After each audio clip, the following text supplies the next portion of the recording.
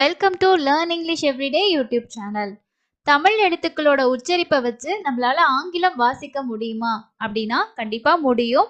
ஏன்னா தமிழ்ல இருக்கக்கூடிய உச்சரிப்புகளுக்கு இணையான நிறைய ஆங்கில எழுத்துக்களோட உச்சரிப்பு இருக்கு. அதை ஓரளவுக்கு பேசிக்கா நீங்க கத்துக்கிட்டா இங்கிலீஷ் ரீடிங் ரொம்ப ஈஸி தான். அதற்கான லெசனை தான் தொடர்ச்சியா பார்த்துட்டு இருக்கோம். இதுக்கு முன்னாடி இக்கு அப்படிங்கிற உச்சரிப்பு நம்ம பார்த்திருப்போம். அந்த இக்கு அப்படிங்கிற உச்சரிப்பு என்னென்ன எழுத்துக்கெல்லாம் வருது, அந்த வார்த்தைகளை எப்படி நீங்க படிக்கிறது அப்படின்ற வீடியோ நம்ம 2 வீடியோஸ் வந்து ஷேர் பண்ணியிருக்கோம். அதை நீங்க செக் பண்ணல அப்படின்னா கண்டிப்பா செக் பண்ணிக்கோங்க.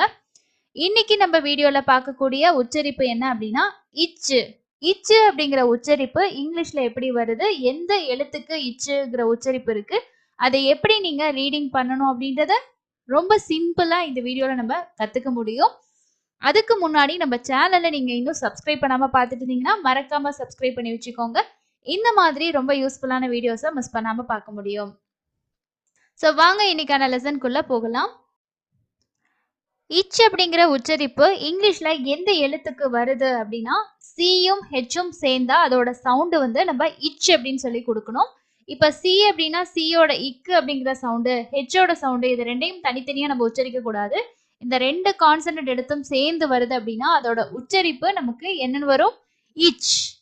இச் அப்படிங்கிற உச்சரிப்பு வரும். ஸோ ஃபர்ஸ்ட் இதோட படிக்கிறதுக்கான மெத்தடை நம்ம தெரிஞ்சுக்கணும். அப்பதான் உங்களுக்கு ஈஸியா படிக்கிறதுக்கு முடியும் வார்த்தைகளை.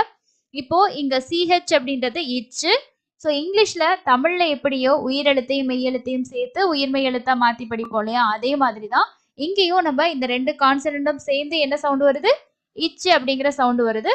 ஸோ ஏயோட சவுண்டு ஆங்கிற சவுண்டு வந்துச்சுன்னா இச்சு ஆ சே இல்லைன்னா சா, அந்த மாதிரி வார்த்தைகள்ல இந்த உயிரெழுத்தோட சவுண்டை பொறுத்து நமக்கு உயிரெழுத்தையும் மெய்யெழுத்தையும் நம்ம சேர்த்து வந்து படிக்கணும். ஸோ ஃபர்ஸ்ட் வந்து பாருங்க, இங்கிலீஷ்ல இருக்கக்கூடிய உயிரெழுத்துக்கள்ல 5 உயிரெழுத்துகள் இருக்கு. ஸோ இப்போ நீங்க 2 விஷயத்த ஃபர்ஸ்ட் நீங்க தெரிஞ்சுக்கணும். அது ஃபர்ஸ்ட் என்ன அப்படின்னா, இந்த சிஹெச் அப்படிங்கிறது ஒரு வார்த்தையோட ஸ்டார்டிங்லயோ இல்ல இந்த சிஹெச்சுக்கு அப்புறமா இந்த 5 வவல் பிளஸ் வந்து இந்த வைங்கிற வவல் வந்துச்சு அப்படின்னா நம்ம உயிர்மெய் எழுத்தா மாத்தி படிக்கணும். சிஹெச் ஏ அப்படின்னு வந்தாலும் நம்ம என்ன படிக்கணும்னா இது இச்சு, இந்த ஏயோட சவுண்டு ஆங்கிற சவுண்டு வந்துச்சுன்னா சா சா சே அப்படின்னு படிக்கணும். ஓகே, சே அந்த மாதிரி படிக்கணும். இதுவே இங்க ஈயோட சவுண்டு ஈன்னு வந்துச்சுன்னா இச் ஈ சி, இச் ஏ சே. ஓகே, ஸோ அந்த மாதிரி நம்ம வந்து உயிர்மெய் எழுத்தா மாத்தி படிக்கணும். அதே போல அடுத்து ஐ இருக்கு. ஐயோட சவுண்டு ஈன்னு வருதுன்னு வச்சுக்கோங்க. அப்போ இச்சு ஈ சி. இதுவே இந்த ஐயோட சவுண்டு வந்து ஐன்ற சவுண்டு வந்துச்சுன்னா இச்சு ஐ சை சை அப்படின்னு படிக்கணும். அதே மாதிரி இங்க பாருங்க, ஓவோட சவுண்டு ஓங்கிற சவுண்டே வந்துச்சுன்னா சோ சோ அந்த மாதிரி படிக்கணும். இங்க யூக்கு வந்து ஆங்கிற சவுண்டு வந்துச்சுன்னா இச்சு ஆ சா இச்சு ஆ சா.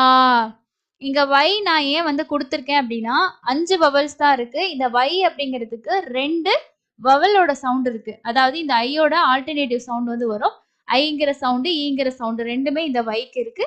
ஸோ அதனால உங்களுக்கு இந்த வவல்ஸ் கூட வர்றதுல இந்த வையை நான் உங்களுக்கு ஆட் பண்ணியிருக்கிறதுக்கு ரீசன் நீங்க ஞாபகம் வச்சுக்கணும் அப்படின்னு தான்.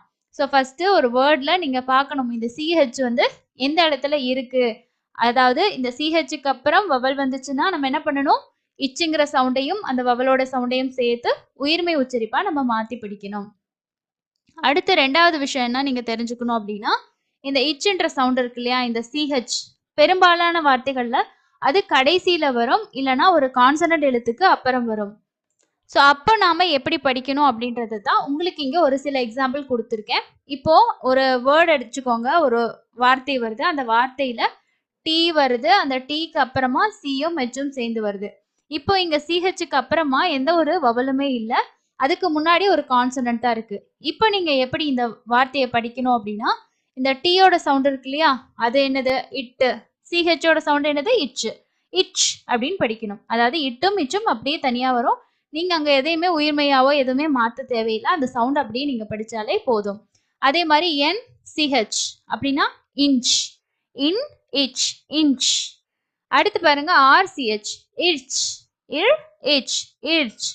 ஸோ உங்களுக்கு 2 மெத்தட் நான் சொல்லி கொடுத்துருக்கேன். ஃபர்ஸ்ட்ல இந்த சிஹெச்சுக்கு அடுத்தது உயிரெழுத்துகள் வந்துச்சுன்னா அந்த சிஹெச்சோட சவுண்டையும் அந்த உயிரெழுத்தோட உச்சரிப்பையும் சேர்த்து உயிர்மெய் உச்சரிப்பா மாத்தி படிக்கணும்.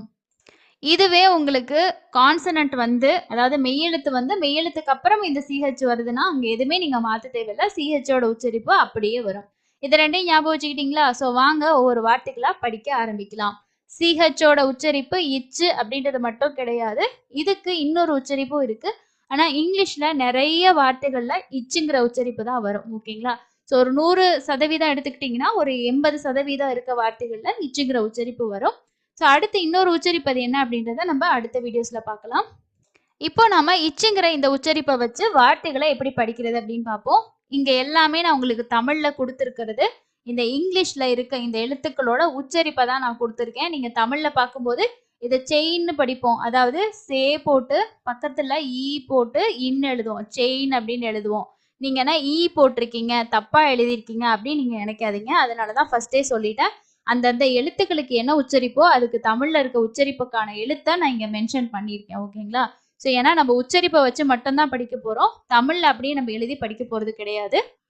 இப்போ ஃபர்ஸ்ட் வேர்டை நம்ம எப்படி படிக்கணும்னா சிஹெச், அதுக்கு அடுத்தது பாருங்க ஏங்கிற ஒரு உயிரெழுத்து வந்திருக்கு, அடுத்து ஒரு ஐங்கிற உயிரெழுத்து வந்திருக்கு.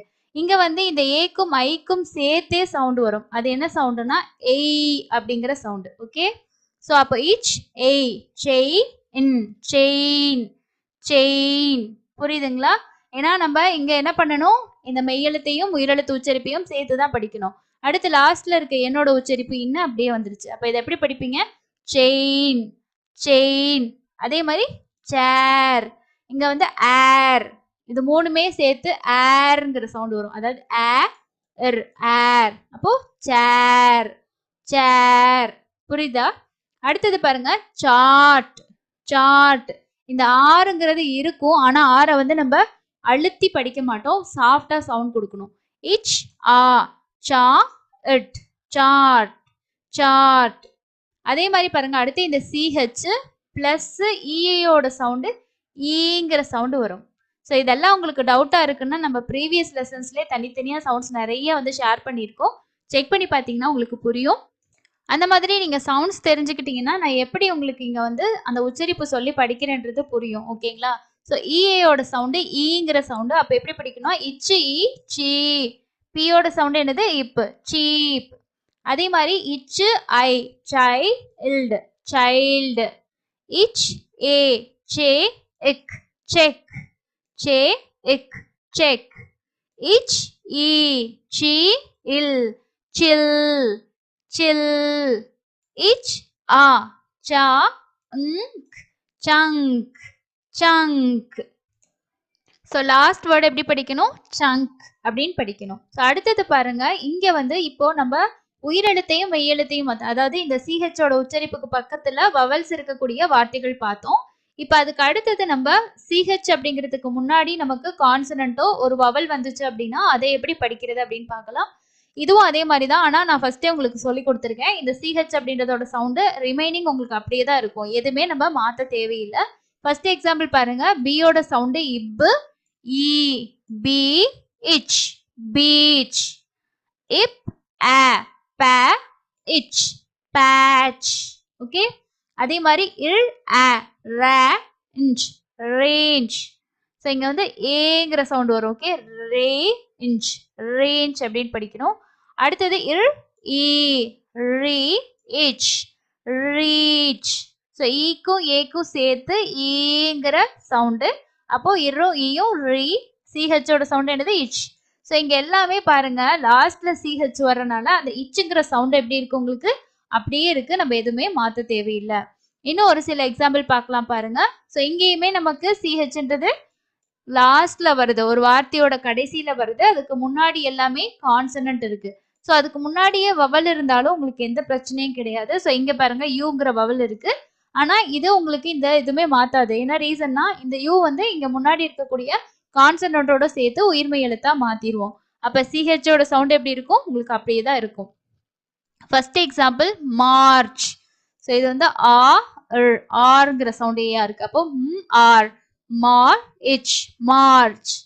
இல் ஆ ல இன்ச் லஞ்ச். ட் ஆ ட இச் டச். இங்க ஹே இச் ஹெச். ஹெச். ஓகே.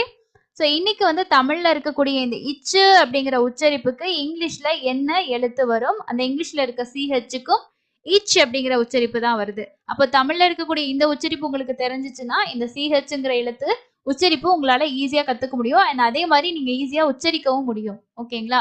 ஸோ இப்போ இந்த வீடியோல நம்ம 2 விஷயத்த கத்துக்கிட்டோம். சிஹெச்ங்கிறதோட சவுண்ட் இச்சுன்னு தெரியும். இந்த சிஹெச் கூட உயிரெழுத்தான 5 எழுத்துக்கள் வரும்போது எப்படி படிக்கணும்? உயிர்மெய் எழுத்தா மாத்தி படிக்கணும். இதுவே இந்த சிஹெச் கடைசியில வருது, மிடில்ல கூட வரலாம். இப்போ மேட்ச் இந்த மாதிரிலாம் பார்த்தீங்கன்னா, முன்னாடி உங்களுக்கு டி இந்த மாதிரி ஏதாவது ஒரு கான்சனன்ட் வரும். இந்த மாதிரி வந்துச்சு